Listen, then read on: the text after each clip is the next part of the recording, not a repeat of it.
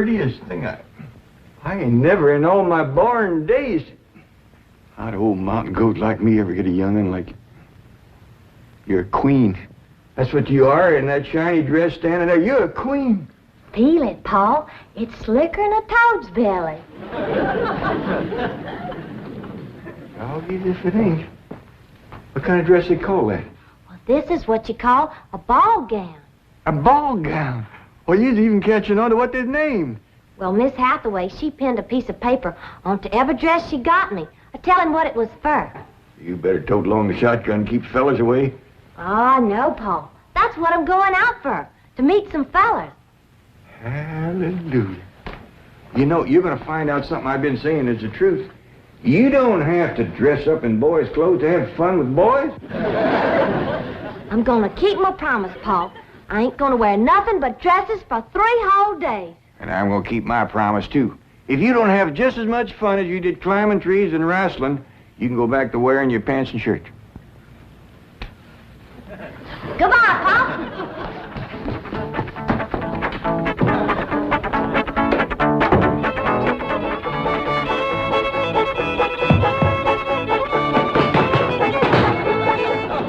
What you doing? Killing ants? Hey, this place ain't got no ants. I'll tell you something else it ain't got. That's me. I'm gonna pack up and go home. Now, wait a minute. Hold on there. This is home. Not to me it ain't. And for my part, they can give Beverly Hills back to the Indians. Or whoever else was fool enough to come here in the first place. Come on, let's go in here and sit down and we'll talk this whole thing over.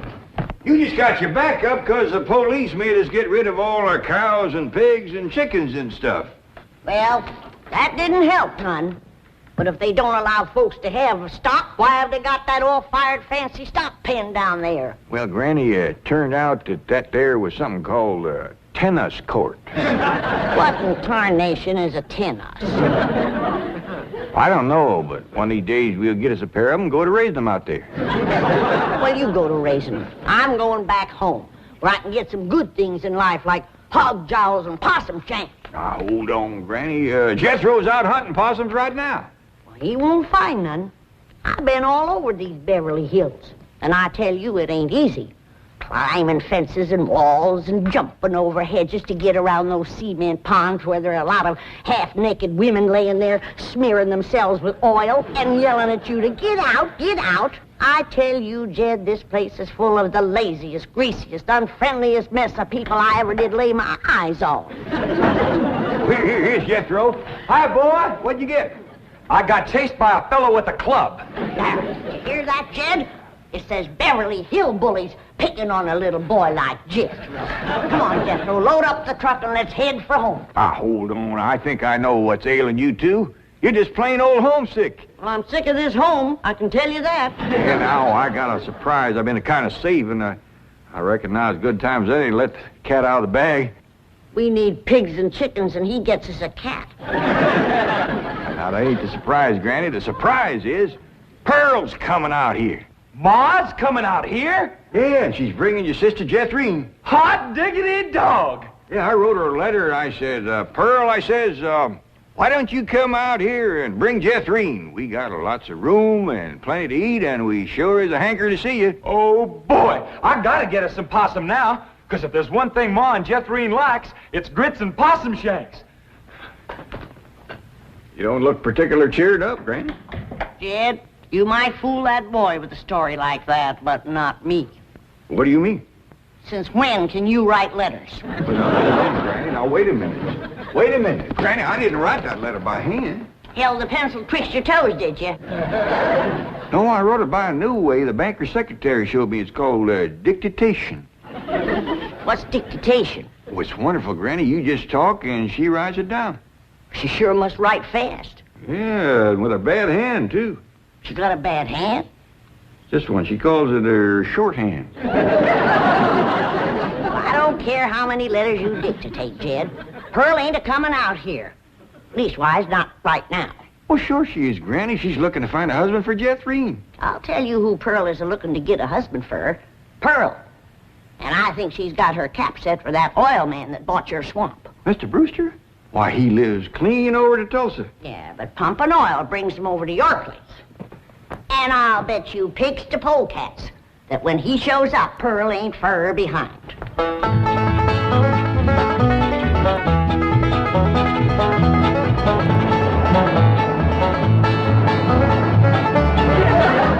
There he is.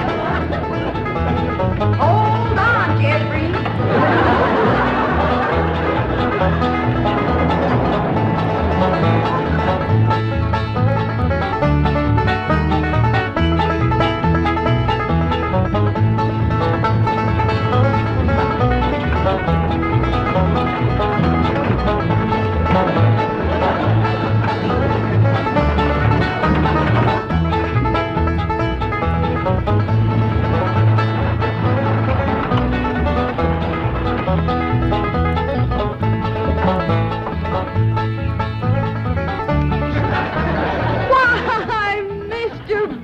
Of all people, fancy meeting you here. Small world, ain't it? Yes, it certainly is. Oh, this here's my daughter, Jethrine.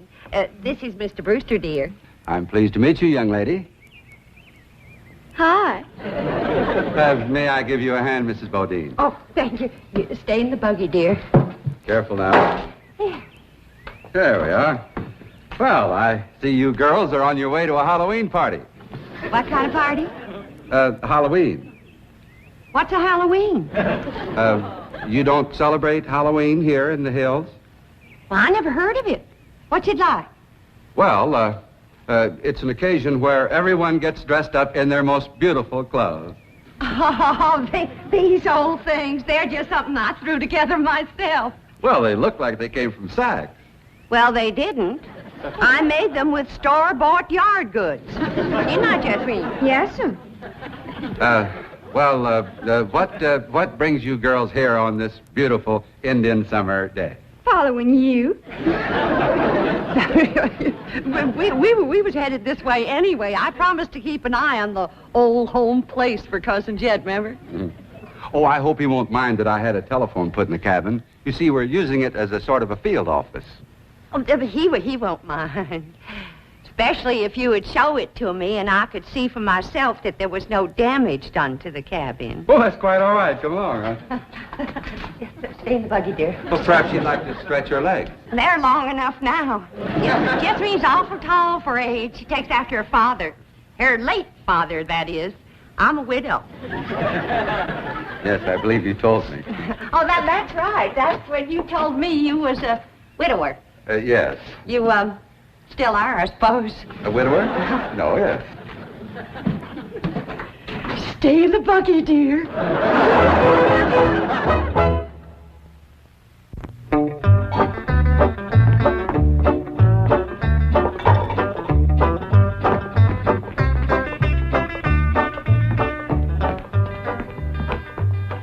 I'm going back where I should have stayed in the first place.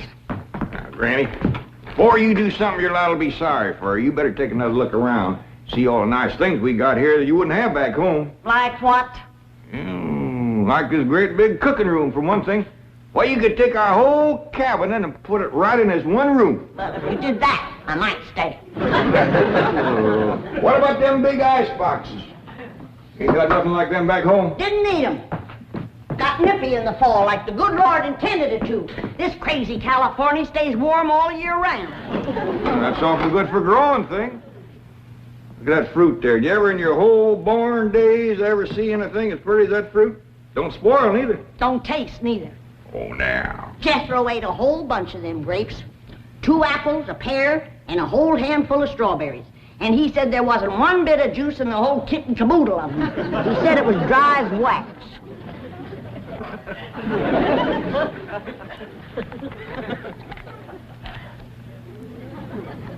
Here's a mite dry and gummy.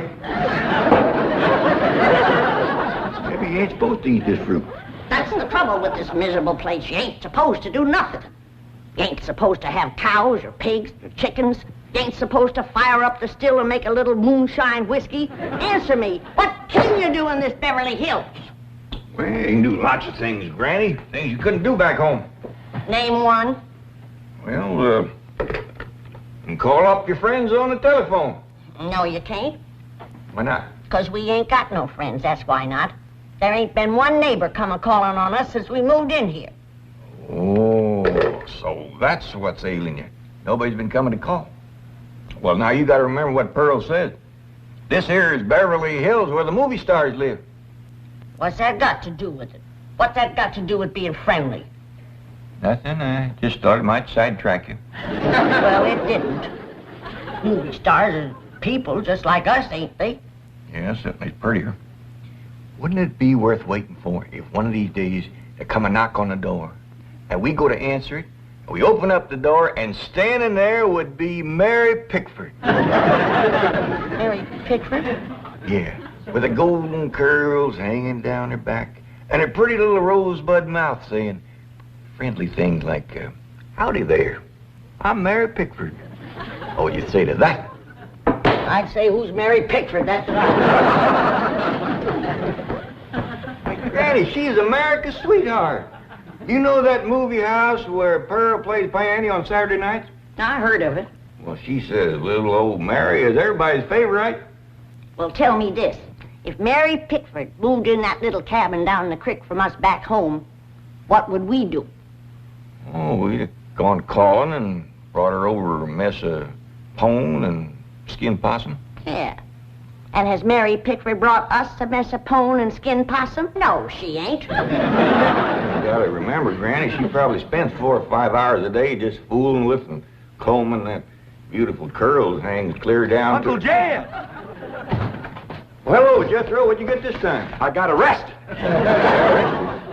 Yeah. Policeman, he took my gun away. He said they don't allow hunting in Beverly Hills. That does it. That does it. Then he pointed to old Duke here. He said that dog had his rabies shot. And I said, no, sir, that dog ain't had nothing shot. I'm careful with a gun. What'd he say? He said, oh, a wise guy, huh? So he put Duke and me in his police car. But we jumped out and run. Oh, is Ma and Jethrine here yet? No, and they ain't a-coming. Now, if you want to see your ma and your sis, you pack up that truck, and you and me will skedaddle back home where folks is friendly. Now, Granny. Doggone if she ain't the muliest little woman. Granny, now just a minute. Now, Granny, will you just let me say one thing? Well, you be quick, 'cause I got a long trip ahead of me. Granny, I know it ain't been easy for you out here. New things is always vexing, especially at your age, but I'm bound and determined to keep this family together. And if you go back to the hills, we's all going with you. Now, I'm asking you please to stay. Not for my sake, but for Ellie Mae. Granny, what this place has done for her is a plain miracle. Why, that wild Injun has become a grand lady. I wish you could have seen her go out that door looking like a queen in a picture book. I tell you, I just wanted to sit down and bawl, the way you done when I married her ma. Now, she's just... She's out there now. Now, just wait, Granny. Wait till you see.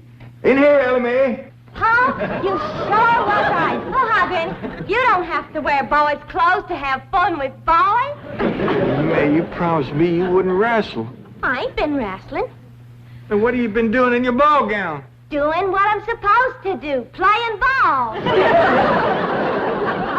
Oh, I made 2 touchdowns and kicked 3 field goals.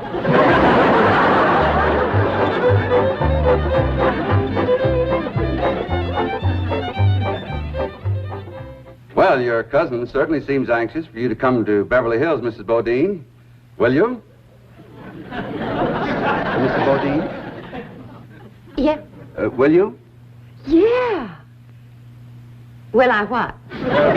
Go to Beverly Hills to visit your cousin, Mr. Cramford. Oh, well, not right now. I'm awful busy. You see, I do fancy sewing and hat making and give beauty courses and personality building and music lessons. Then on Saturday, I play the piano over the movie show to Oxford. And then, of course, there are my young ones, Jethro and Jethrine. Of course, they're no trouble. Jethro's in California, and Jethrine, she's fixing to get married. Well, congratulations. When's the wedding? Soon as she finds a fella. Well, you certainly are a busy woman, Mrs. Bodine. Yeah. As Cousin Jed used to say, Pearlie Tay, the fella that gets you sure don't have to worry about supporting you. This is the phone I was telling you about. It's called a field telephone. Now, with this, I can communicate directly with the men working at the drilling site.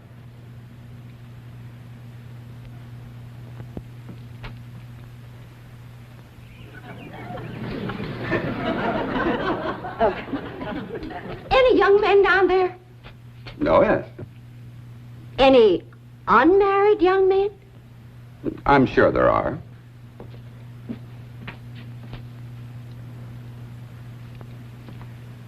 Any tall unmarried young men? Well, they're probably all sizes. Yeah. Suppose it gets pretty lonesome working down there. Well, it's very likely. This is rather an isolated area.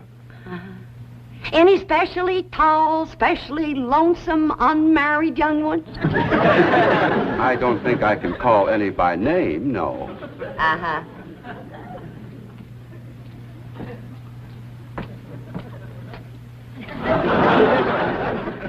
Well, I was just wondering.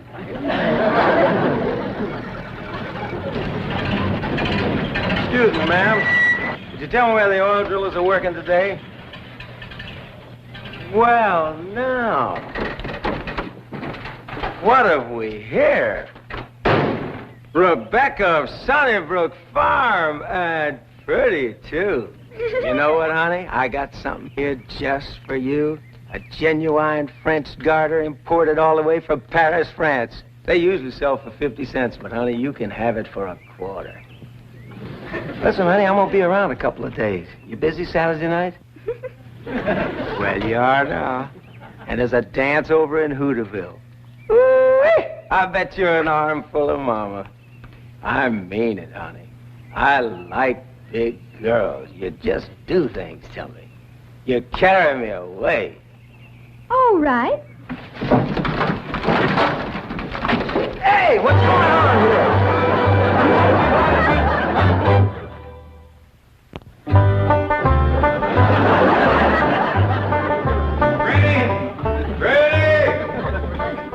Oh, there you are. What are you doing? I'm figuring. And I figure best when I'm fishing. Ain't no fish in there. I ain't fishing for fish. I'm fishing for figuring. Hey, what kind of figuring you fishing for? I'm fishing to figure how I can get home. Now, Granny, I've been doing some figuring, too. And you know, I think I got it figured out how come the neighbors ain't come to visit us. I'm listening. Well, I got it figured. Out here in Beverly Hills, instead of them coming to see us, we go to see them. How come?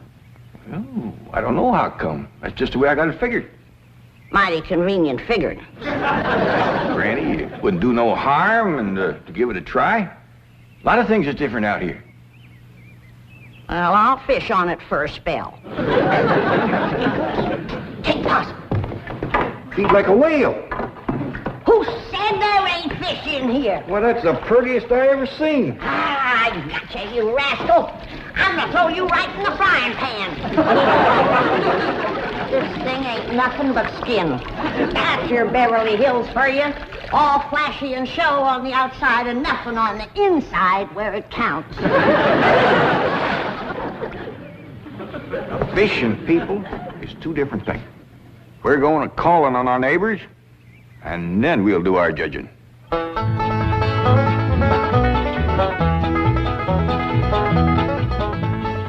Well, let's see now. Which neighbor shall we call on first? Mr. Drysdale's off in Boston with his missus, so let's go this way. If you ask me, let's go back that way. Now, Granny, you promise. Come on, everybody, let's go. You reckon they'll give us a mess of pone or something, Pa? Or maybe some salted down possum. Probably so lie on us.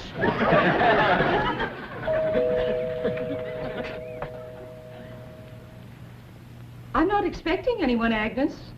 Oh, it's probably just them children playing trick-or-treat, ma'am. Howdy, ma'am. We's the Clampets. You got something for us? Yes, bro. Aren't you rather big for this?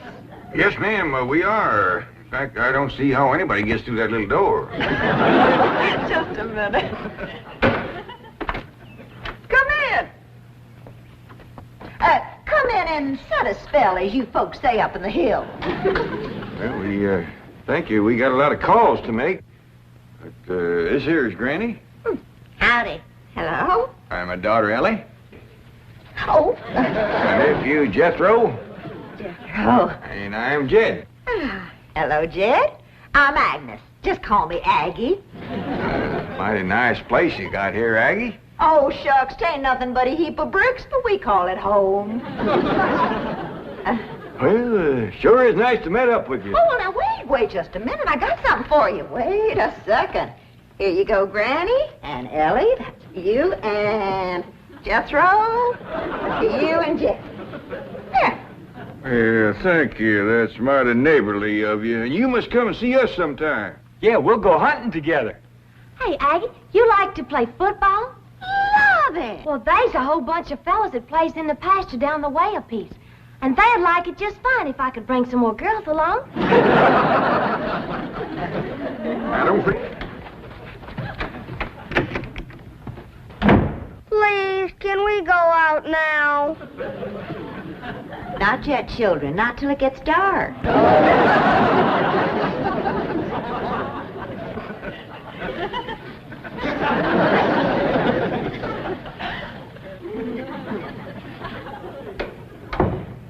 Ain't that the most pitiful thing? Heart-rending. Just heart-rending. Nice-looking woman. Friendly as you please.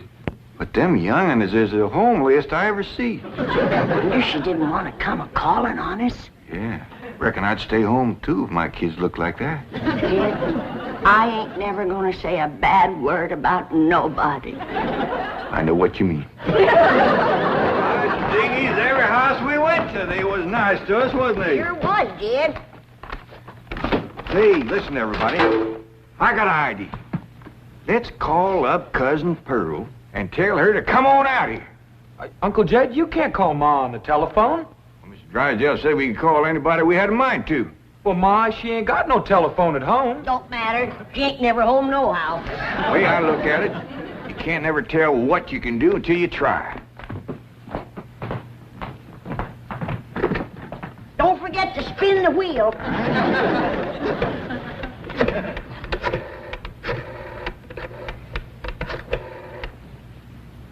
Howdy, ma'am. I want to talk to Pearl Bodine back in Oxford. That's right, operator.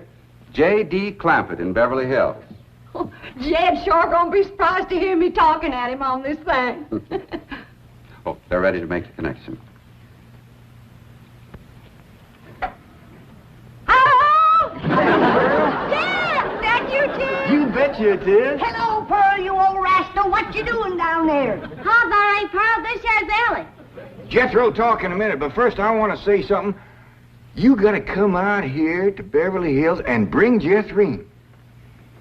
If she can't get a husband out here, there ain't no hope.